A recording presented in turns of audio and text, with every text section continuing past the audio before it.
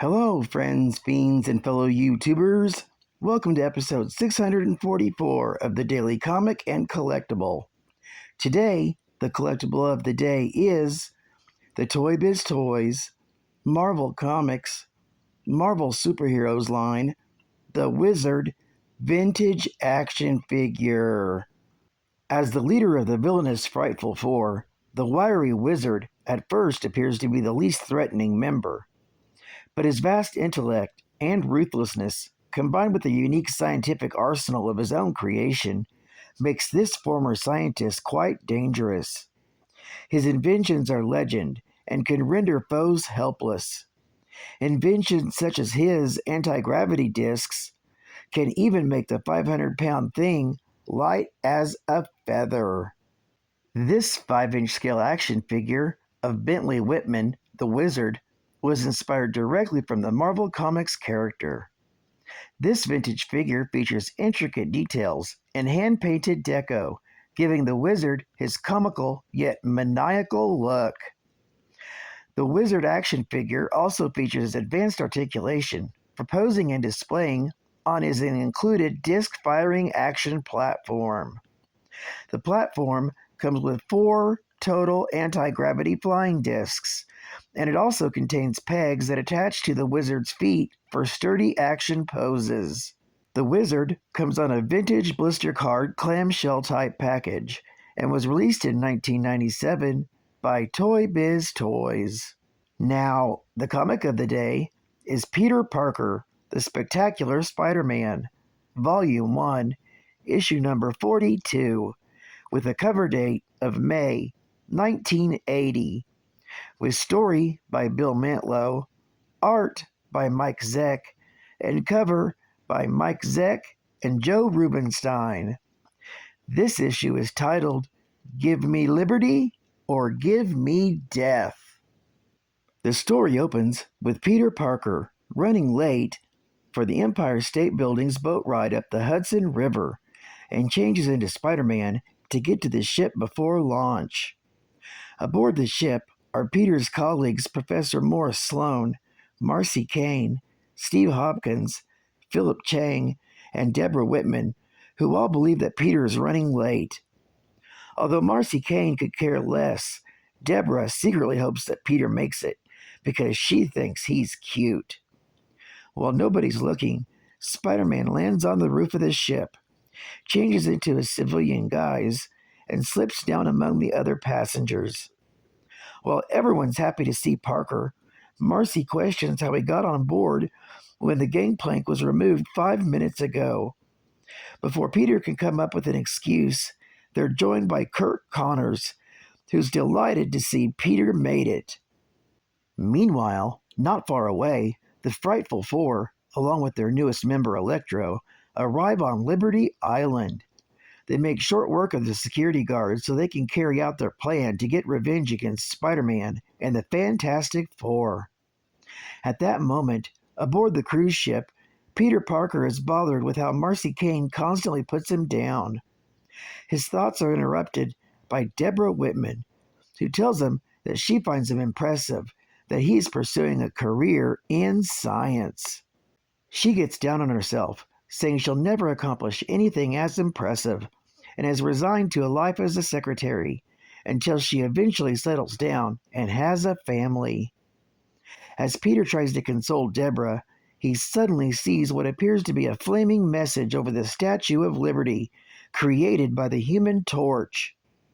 When Deborah asks Peter to hold her, she quickly discovers that he is gone. Hating to leave Deborah like that, Peter has slipped away where he can change into Spider-Man.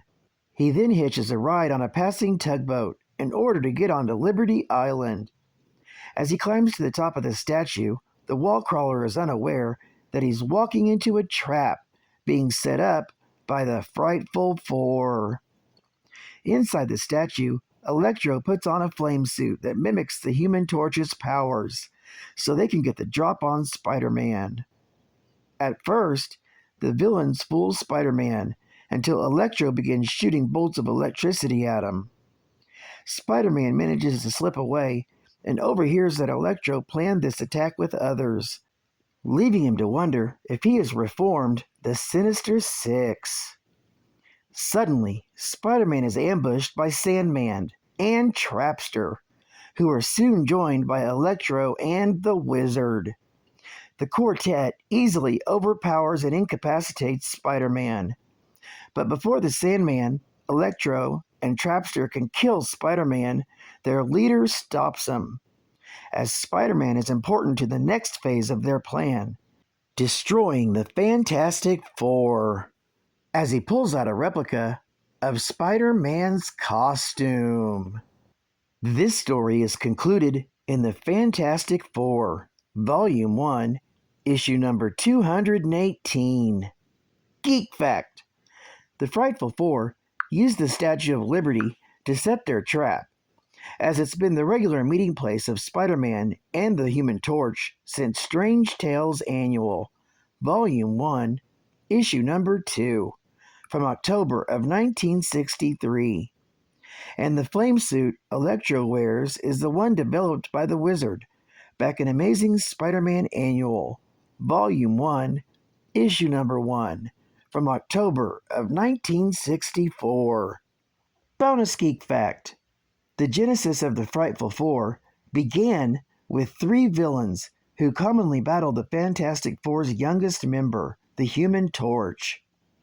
The Wizard, the Sandman, and Paste Pot Pete, who would later become the Trickster, were all defeated at the hands of the Torch. During his last clash with the Human Torch, the Wizard was sent floating uncontrollably into the upper atmosphere when one of his anti-gravity discs failed to work. This coincided with a breakout by the Sandman and Paste Pot Pete, who had hijacked a plane to escape. While flying through the air, they spotted the Wizard during his ascent and rescued him from suffocation in the upper atmosphere. Realizing that they all had unique powers and a mutual hatred of the Fantastic Four, the Wizard suggested that they form a group that would be the evil counterparts to the Fantastic Four. Needing a fourth member of the group, the Wizard heard about a woman in the Mediterranean who had complete control of her hair. This turned out to be the Inhuman's Medusa, currently suffering from memory loss. Medusa agreed to join, and the Wizard secretly implanted a device that kept her memories from resurfacing. Later, she was replaced by the Beetle. Then, he was replaced by Blastar. Then, a hypnotized Spider-Man became the fourth member. And after Spider-Man was Thundra. All in all, there have been a total of 23 incarnations of the Frightful Four, and the only permanent member turned out to be the Wizard. Marvel Hostess Heroes. The Mighty Thor meets the Ricochet Monster. Thy malevolent masters from the outer galaxy hath made thee strong, Ricochet, but thou dost face the god of living lightning. Oof! Thou art truly well named. Thou dost turn my own strength against me. What I hurl at thee, thou'st returnest? If we proceed this fashion, we gain naught but a checkmate. Therefore, I will hurl at thee something that thou wilt absorb and keep into thyself. Hostess fruit pies, apple and cherry. Thy evil masters made thee a creature of force, but knew nothing of the goodness of hostess fruit pies. In truth, thou wilt keep the light, tender crust, the real fruit filling for thyself. Now mine mallet send thee back from whence thou came, and perhaps thou masters shall fall under the spell of hostess fruit pies. And final geek fact: Dr. Bentley Whitman grew up possessing near superhuman levels of genius and used these skills to great success in a variety of fields, having been a chess champion, renowned escape artist, and become rich selling his advanced scientific inventions to the wealthy. He first took the title of the Wizard as a stage name, using his technology to perform feats of stage magic. However, following the birth of the superhero group known as the Fantastic Four, the exploits of this team of adventurers, particularly those of the youngest member, the Human Torch, became the center of the media's attention. Growing bitter from the loss of attention to himself, the Wizard became determined to prove himself superior to the Human Torch and began plotting to defeat the young hero. To this end, the Wizard made it appear that he was trapped while trying to drill a hole to the center of the earth. When the Human Torch came to his rescue, Whitman invited the boy back to his futuristic home. There, the Wizard incapacitated the torch, and using various technological devices, posed as the youth. While posing as the torch, the Wizard went on a crime spree, which the Human Torch was blamed for.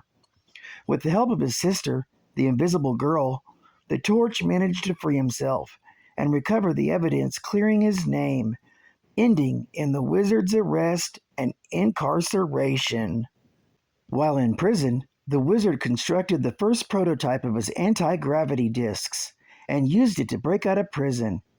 Seeking to get revenge against the Human Torch, Whitman used a disguise to trick the Torch into thinking he was putting on a recording performance for charity. With the Torch subdued, the Wizard also captured the Invisible Girl and imprisoned the siblings in a giant billboard advertising matches. While the Wizard began plotting his next step, the Torch was able to send a message out to his other teammates, Mr. Fantastic and the Thing, who freed them. The Torch then tracked the Wizard down, who attempted to flee using a new miniaturized version of his anti-gravity discs. This escape backfired as the device malfunctioned, sending the Wizard skyrocketing into the stratosphere. Unable to follow after his foe, the Human Torch stopped pursuit, presuming his foe would suffocate in the upper atmosphere. However, the Wizard survived, thanks to the intervention of two other supervillains who were previously defeated by the Human Torch themselves, the Sandman and Paste Pot Pete. The Wizard's defeat at the Torch's hands coincided with a breakout by Paste Pot Pete and the Sandman, who had hijacked a plane to escape. In their flight, they witnessed the Wizard's ascent and rescued him from suffocation in the upper atmosphere, leading to the creation of the Frightful Four. Well, I'd like to thank you for joining me for another Daily Comic and Collectible, and I hope to see you again Thursday. This is Cod Von Comics Man, and I'll catch you on the flip, baby. Over and out.